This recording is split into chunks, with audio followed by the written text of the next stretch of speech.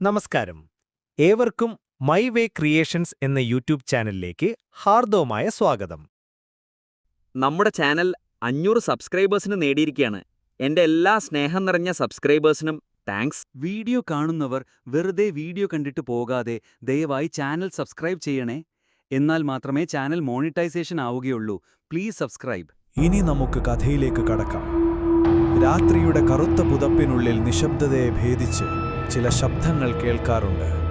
കാലങ്ങളായി നമ്മൾ കേട്ടിട്ടുള്ള മുത്തശ്ശി കഥകളിലെ ഭീകരരൂപങ്ങൾ. അവയൊന്നും വെറും കെട്ടുകഥകളല്ല.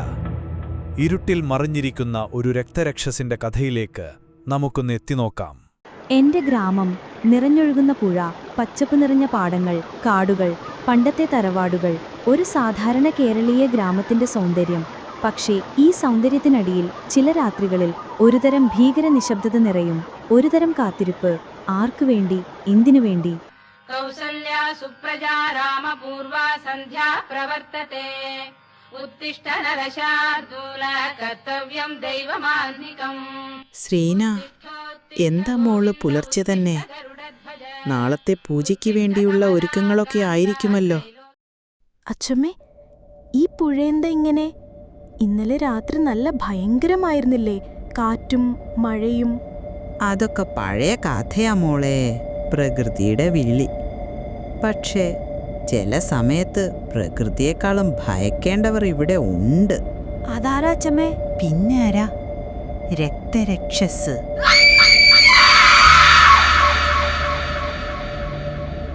അച്ഛമ്മേ, അതൊക്കെ വെറും കെട്ടുകഥകളല്ലേ?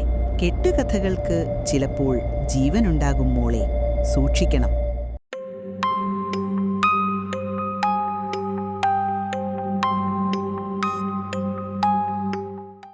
അതാ കണ്ടോ, ആ പുഴയരികെ ഇന്നലെ രാത്രി എന്തോ ഒന്ന് ചുവന്ന കണ്ണുകളോടെ.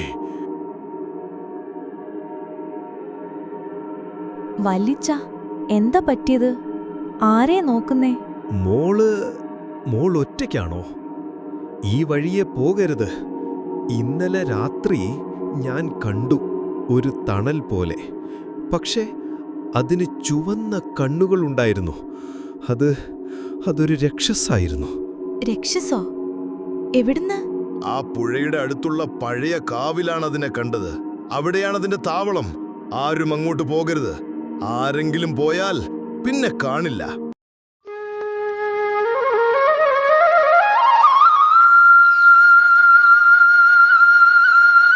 ഹേയ് ശ്രീന, എന്തെടുക്കുവാ?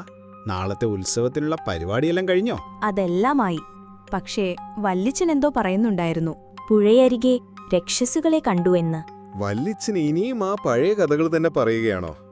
ഇതൊക്കെ വെറും വിശ്വാസങ്ങളാണ് ശ്രീന. പ്രകൃതിയെ ഭയന്നിട്ടുണ്ടാക്കിയെടുത്ത കഥകൾ. പക്ഷേ എനിക്കെന്തോ ഒരു പേടി തോന്നുന്നു.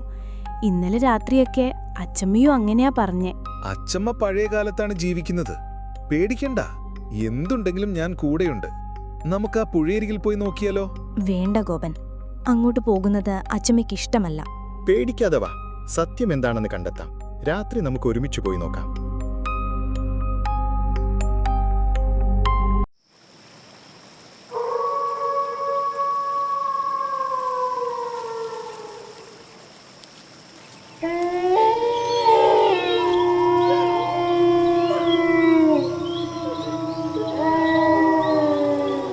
കണ്ടോ, ഇതാണ് ഇവിടം. വെറും കാടാണ്. ഇവിടെ എന്താ പേടിക്കാനുള്ളത്? എനിക്കെന്തോ ഒരു വിളി കേൾക്കുന്നത് പോലെ. അതൊക്കെ കാട്ടിന്റെ ശബ്ദമായിരിക്കും. നീ വെറുതെ ഇങ്ങനെ പേടിക്കല്ലേ. ധൈര്യമായിട്ട് നിൽക്ക്. അതാ, വെല്ലച്ചൻ പറഞ്ഞത് സത്യമാണ്. അതാ അവിടെ നോക്ക്.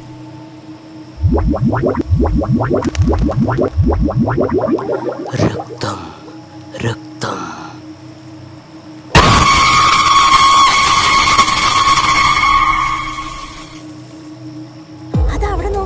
വെല്ലിച്ചൻ പറഞ്ഞത് സത്യമായില്ലേ? അത് അങ്ങോട്ട് നോക്ക്, രക്ഷസല്ലേ വരുന്നേ. ഇതെന്താ ഇങ്ങനൊരു രൂപം?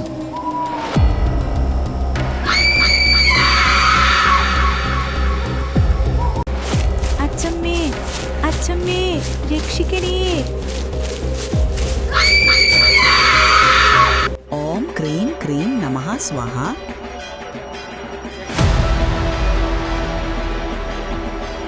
നമ്മുടെ പാരമ്പര്യ സ്വത്തായ ശൈവമാന്ത്രിക കല്ലാണ് നമ്മുടെ ജീവിതം രക്ഷിച്ചത്. ആ രക്തരക്ഷസ് പുഴയിൽ മുങ്ങി മരിച്ച ഒരാളാണ്. അവളുടെ ആത്മാവിന് ശാന്തി കിട്ടാതെ രക്തം തേടി അലയുകയാണ്. പിന്നെ എപ്പോഴാണ് അത് വീണ്ടും വരുന്നത്? അടുത്ത പൗർണമിക്ക്. അന്ന് നമ്മളും അതിനു വേണ്ട ഒരുക്കങ്ങൾ ചെയ്യണം. അന്ന് അവളെ കടലിലേക്ക് യാത്രയാക്കണം.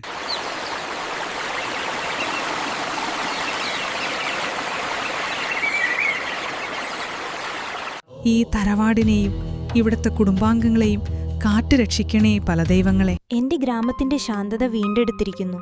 പക്ഷേ ആ രാത്രിയിലെ ഓർമ്മകൾ മാഞ്ഞുപോയിട്ടില്ല. ചില വിശ്വാസങ്ങൾക്ക് ജീവനുണ്ട്. ചില കഥകൾക്ക് ചുവന്ന കണ്ണുകളുണ്ട്. നമ്മുടെ ലോകം ഇനിയും രക്തരക്ഷസുകളെ ഒളിപ്പിച്ചു വച്ചിരിക്കാം. അവയെ അറിയാതെ നമ്മൾ ജീവിക്കുന്നു. നമ്മളെ അറിയാതെ അവയും.